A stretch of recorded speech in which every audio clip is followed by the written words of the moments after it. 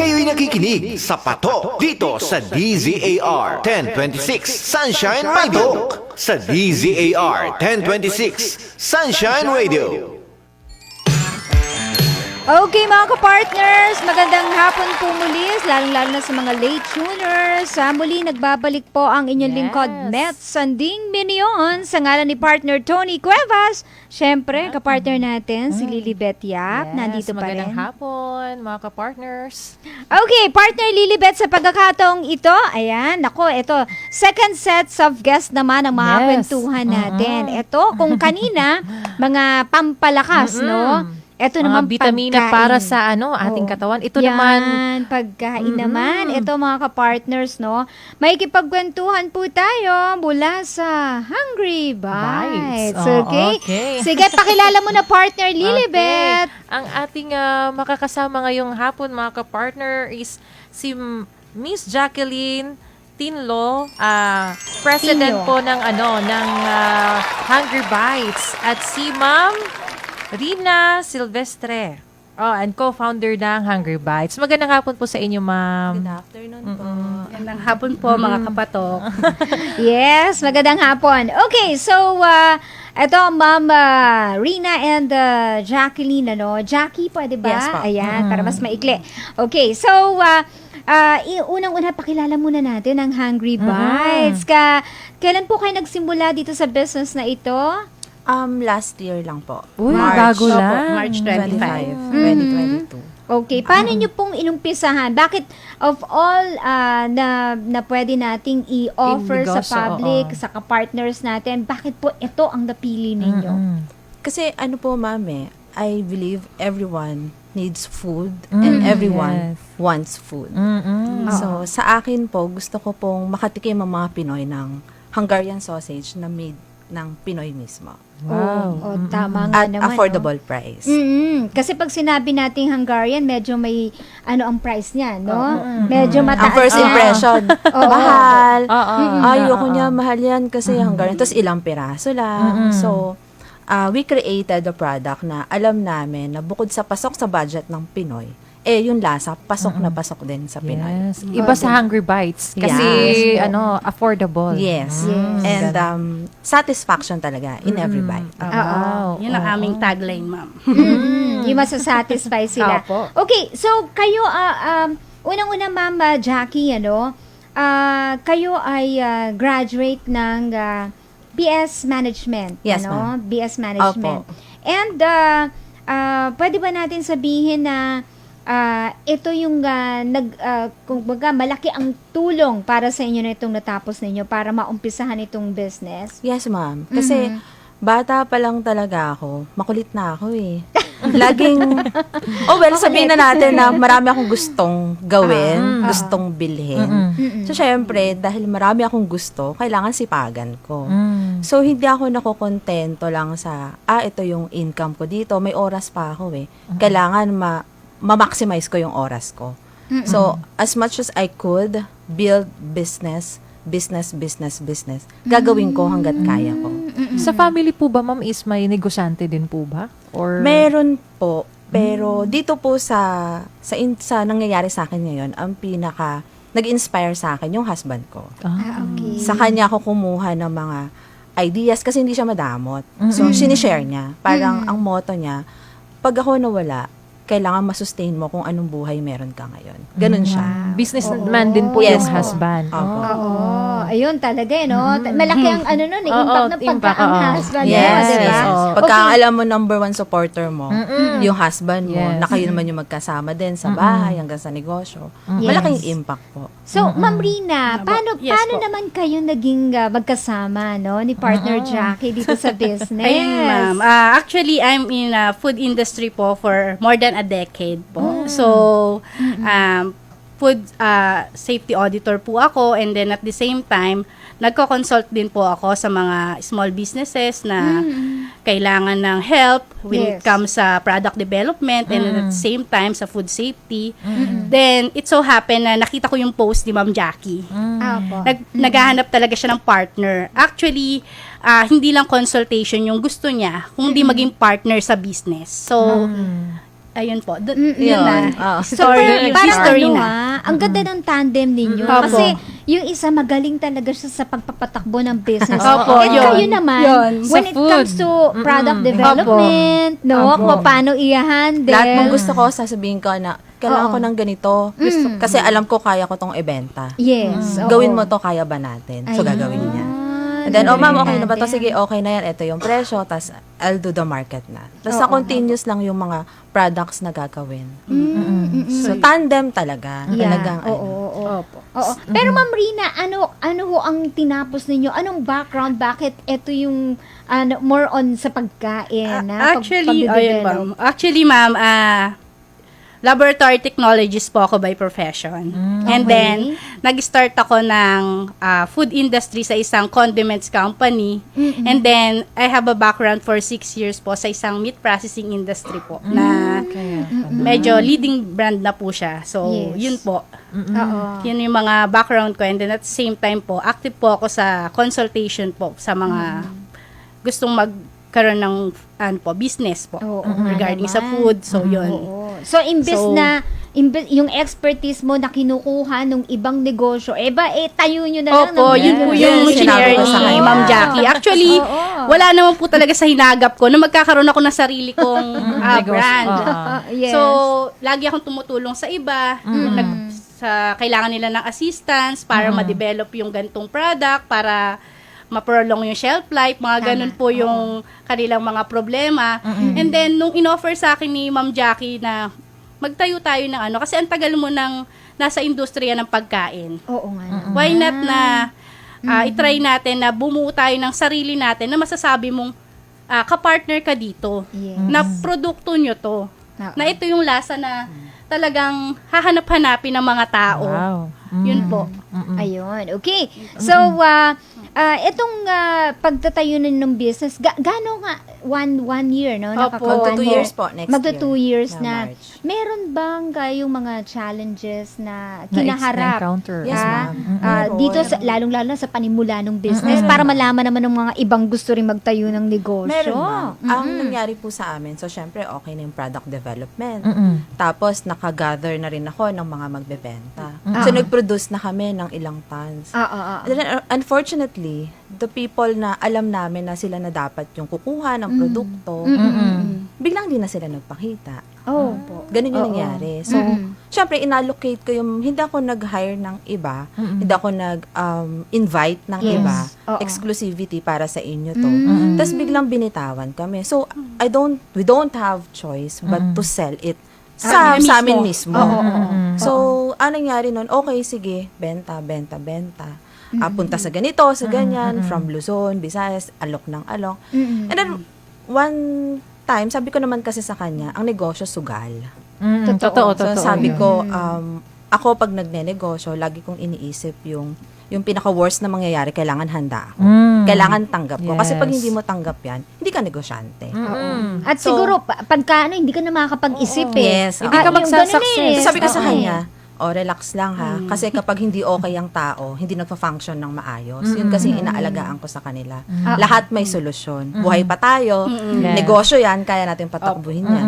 And then we restructure, we think of another ideas. And then, nagtuloy-tuloy na siya. From one dealer, Opo. second dealer, from every 3 months na nag-open kami, naging monthly. May nagme-message. From once a month, naging twice a month. From one reseller, naging biglang marami ng reseller. So, dealers. And then now, sila na mismo yung nag-i-inquire sa amin. So, scheduling na kami.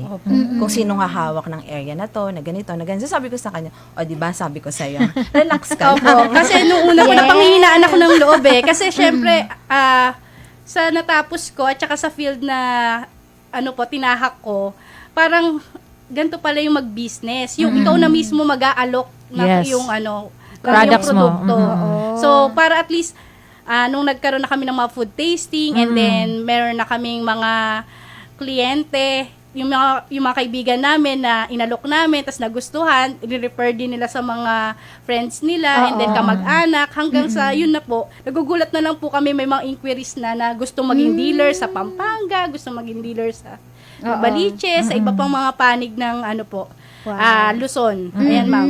Si Hungry Bites po ba, ma'am, is may sariling stall? Yung, ano, Let's say meron kayong kayo na Naka- sa isang sa mga groceries, Oo. no, sa mga malls, Wala mga pa ganun. kami, ma'am, sa grocery. Pero si Hungry Bites po kasi is under a company ng manufacturing. Mm. So, hindi kami limited sa pagbebenta lang ng brand na Hungry Bites. Mm-mm. Tumutulong din kami sa mga Pinoy Mm-mm. na gustong magkaroon ng negosyong kaparehas ni Hungry Bites. Wow. Na gustong magkaroon ng sariling pangalan nila sa industry. Ah, Na okay. gustong magkaroon ng iba't ibang klase pang produkto. Halimbawa, yung wala pa kay Hungry Bites, gusto nila sila.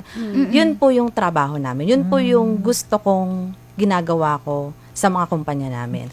Giving them the business that they want.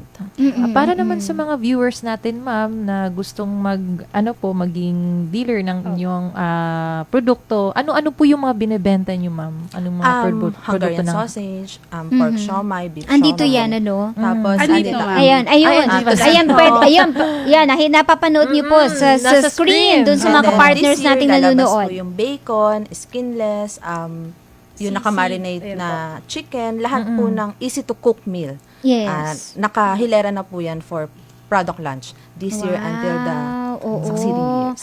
Oo. Naintriga lang ako kasi yung Hungarian sausage talagang mahal. Yes. 'Di ba, Yes. no?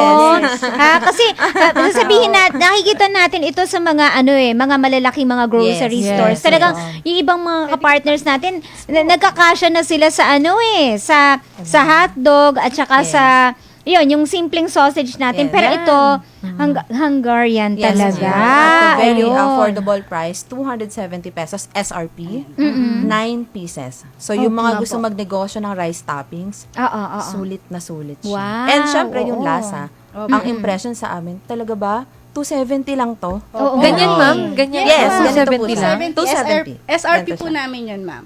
Oh, 270. I see. Apo. Okay. So, yun Napakamura lang. So, yung mga sabihin natin gustong magtayo ng business, no?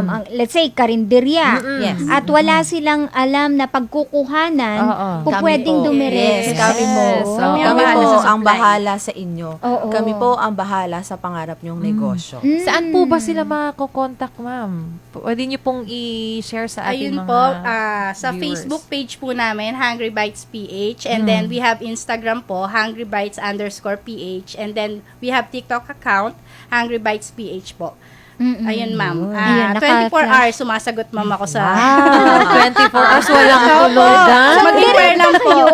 Kayo mismo ang Yes, Yeah, ma'am. Yung po ang yung sinabi ko sumasagot. kay Ma'am Rina. Sabi ko, pag nagnanegosyo, kailangan hands-on tayo. Ah. So, sa kanya ko sinabi na lahat ng inquiries para talagang ma-filter natin. Tsaka direct na makakontak. Hindi rin maloko yung mga Yes. ibang Pinoy Yes. na baka mamaya gumawa ng ibang page. Sabi ko, Oo. ikaw na yung mag-handle. Oo. Oh, eto tanong ko lang partner, since ikaw mismo ang nagde-develop ng mismong product, papaano pagka yung isang restaurant, ayan, ang tatawag sa inyo at sabihin, pwede bang mag-request yung let's say yung sausage natin medyo ang timpla natin wag masyadong matamis o di kaya naman ganito yung siomai natin. Gusto ko may kick, Oo, Okay po. yung tapangan mo ng konti yung anghang, mga Kaya ganong tipo. kaya ipaglaban. Ma'am, ang isasagot ko lang sa kanya, ma'am, we can formulate po. Ayun. Sa desire niya pong lasa. Ayun po, we can customize sa siya ang boss. Yeah. Siya- Yes. Oo. Yun po. Yun ang kagandahan pagka may talaga, may alam sa product development ng business, no? Totoo. Hindi lang bastang eto, bagsak ko sa inyo, itong Yes. produkto ko, wala na kayong magagawa dyan, eto na yan. Pero ito, We can customize. oo, I see. Ayan, mga ka-partners, no? And since sabi nga yung mga produkto ninyo ay affordable, nakakatiyak yung mga ka-partners natin, nakikita sila, 'di ba, no? Yes, ma'am. Yun ang ano naman talaga ng ibang nanenegosyo. Kung hindi ka totoo. kikita, 'di ba? Bakit pa? Ayun. May physical store din po ba sila, ma'am? Na pwedeng Mga dealers mapuntahan? po namin, ma'am. Available po si Hungry Bites sa Novaliches, Pampanga area, Ayun. Quezon City. Open pa na- kayo for Ayun. dealership? Yes, ma'am. ma'am. Nationwide. Nationwide Oo. po. May bala ka Open. partner? Hindi, bigyan lang natin ng idea yung mga partner since we still have time, Yes, ano? oo. Bigyan natin ng idea yung mga ka-partners natin. Ano ang kailangan ng mga gustong maging dealer? Ayan. Yun. Una po sa lahat, kailangan namin malaman kung saan yung gusto nilang location. So, we can check kung meron bang malapit na dealership na doon or May wala ano pa. no? Hindi Yes, po ma'am. pwedeng Yes, malapit. ma'am. Tabi sila eh. Opo. Oo. Para po syempre sa income din po na magiging dealer. sabagay. So parang pag sinabi namin na, sige, ikaw dito sa Bulacan area. O magiging sub-dealer mo etong mga area na to. Yes. So lahat ng inquiries sa buong Pilipinas, pag Bulacan, sa'yo namin yan ibabato. Oh, good. Ganun po. Maganda. Oo. So, una, kailangan namin malaman kung saan yung location. So, i-ocular po namin mismo yan. Kung okay ba o hindi. And then, papahiramin naman namin sila ng freezer. Tapos, may quota po yan. Kapag na-meet nila yung quota within a certain month na nandun sa contract namin, hindi na namin kukunin yung freezer. Sa And kanila then, na po. pagka okay naman po ang pagbabayad, kasi COD po sa umpisa, siguro mga 3 to 6 months, we give terms na po hanggang sa tutulungan namin lumaki ng lumaki. Pag gusto ko sa akin din yung ganitong lugar, sabi ko, okay lang sa amin. As long as wala pa. Yan, oo. At saka talagang doon pa lang, sa umpisa pa lang, nakikita nyo rin yung kanyang commitment. Yes, Diba? nakamonitor po kami, ma'am. Bawat dealer, meron group chat. Yes. Every May GC night, po. every week, nagsisend sila ng sales nila. Kasi doon kami magbe-base kung yung ref na pinahiram namin, kumota ka ba this month, pagka straight yan, hindi na namin kukunin yan. Sa kanila na yun. So Hindi parang nyo- free na hindi nyo na sila pinapabayad. Hindi na, ma'am. Hindi na Yung sa po. ref, hindi na po. Apo. Hindi na po. As long as, yun lang, ma'am, suporta, quota, tuloy-tuloy lang ang delivery namin, tuloy-tuloy ang payment. Support kami sa mga gustong magnegosyo. Sa mga gusto pong maging dealer, ma'am, magkano po ba pwedeng ihanda nilang halaga ng pera? Ang pinakamataas po na requirements namin is 100,000. Hanggang sa reseller po, nasa 1,000 plus Kompleto lang na po. yan, ma'am. Yes, ma'am. Yung dealer namin, 100,000, kompleto na po. May ribbon cutting, may plaque, may food tasting, support from us. May freezer na 3-door chest freezer Opo. ba yun, na ganun. Tapos Malaki. may product na po mismo yun. Worth of products na Na po yung one. 100,000. And then, meron din naman po kami, kung medyo nabibigatan sa 100,000, we have the sub-dealer price po. Okay. Sub-dealer package na 25,280. Meron na rin pong freezer na kasama. Yes. Yun nga lang po, yung kasya lang po yung worth na products po na yun. Yung po yung mga bagay sa mga housewife. Kasi Yes. pwedeng sa bahay lang nila yan. Online. Oo, Mga online na nagbebenta. Yan po usually yung mga sub-dealers namin. Oo. Dapat po ba uniform yung ma'am, price ng... Hindi naman po, ma'am. From dealer's price na binigay namin, pwede mag-customize si dealer Bahala na ng siya. sub-dealer price niya, reseller price niya, at saka ng SRP niya. Kasi depende po yan sa location. Yes. Basta kami, standard po yung binibigay namin na dealer's price sa lahat ng dealer para wala kaming price war. So, yun po yung supportang binibigay namin. Kung kaya mong ibenta ng malaki ang kita mo, why not go? Hindi ka namin pipigilan. Oo. As long as kikita ka, no Yan. problem. Nasa ano na yun ng dealer. Yes. Pero sa totoo lang, kung gusto mo na talagang mas marami ang tumangkilik, Yes. doon ka lang sa Yes, presyong patas. yes. Kung gusto mong fast income, konti, kung araw-araw naman meron, consistent, oo, okay na rin yun. Yung I ma-afford see. talaga ng mga clients. Oo. Ayan, mga ka-partners, imbes na, kasi merong iba naghahanap ng negosyo na yung mga franchise business na ilalagay nila sa mga malls, Yes, di ba, no? oo. So, ito ho, this is a better alternative. Andito po yung produkto, pwede po kayong kumuha sa kanila at pwede kayong maglagay ng sarili ninyong stall, di ba, no? Yes, totoo. Oo, sila gumawa ng sarili nilang design ng stall. Opo. At syempre, pag-aralan na lang yung system kung paano po ang pagbebenta, wala na kayong problema sa produkto. Yes po. Ayun. Kami na po ang bahala. Kami ang bahala sa inyo. Yes, baka meron pang importanteng impormasyon na gusto niyo pong i-share sa mga ka-partners natin. Nasa inyo po ang pagkakataon na partner Jackie and partner Rina. Again po, sa mga kababayan namin na gustong magnegosyo, nandito po kami para tuparin ang negosyo na gusto Yes po. nyo. Lalo na po when it comes to food industry. Ngayon. From the price na gusto nyo hanggang sa lasa, kayang-kaya po namin ibigay yan. Opo. Ngayon. Kami na po ang bahala. Kayo ang boss namin. Opo. Ayan. Partner Rina. Ayan, Ayun sige. po, actually si Hungry Bites, gusto talaga namin na matikman nyo muna yung mga produkto namin bago kayo bumili. Kasi gusto ko yung feedback nyo po, yan, pag natikman nyo, nababalik-balikan nyo na talaga po. Mhm. Yun.